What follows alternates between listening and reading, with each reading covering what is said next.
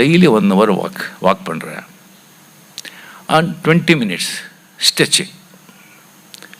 ஒரு 4-5 சிம்பிள் யோகா ஆசனாஸ் அது பண்ணுறேன். ஒரு 20 minutes பிராணாயாம். அண்டு சோஃபா மேலே சேர்லாம் உட்காரது கிடையாது, கீழே தான் உட்காருது. தூங்குறது தரையில் தான். அண்ட் மேக்ஸிமம் இந்த ஒயிட் ஃபுட் ஐட்டம்ஸ் அதை நான் அவாய்ட் பண்ணுறேன். சுகர், சால்ட், ரைஸ், மைதா, பால், தயிர், வெண்ணெய், மாத்திரை,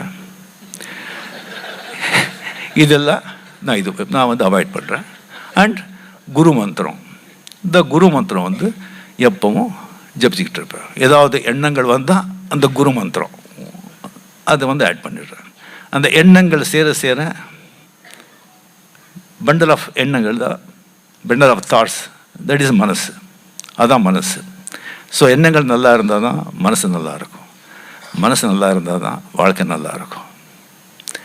ஸோ இந்த ஹியூமன் பாடி அது பார்க்கும்போது வாட் எ மெக்கானிசம், என்ன மெக்கானிசம் அந்த சூப்பர் மெக்கானிக் பண்ணியிருக்கிறது.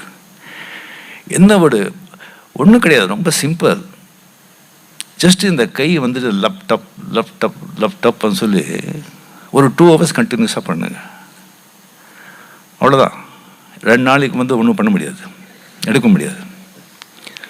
பிறந்ததுலேருந்து 70 வயசு 80 வயசு வரைக்கும் லேப்டாப் அடிச்சுட்டே இருக்கு. இத்தனை பேருக்கு யார் ஒருத்தரால் அந்த ஒரு மிஷின் பண்ண முடியுமா? 10 வருஷம் 15 வருஷம் கூட தாங்காது. என்ன மெக்கானிசம். பிளட் உடம்புல பசி வச்சான் ஆண்டவன்.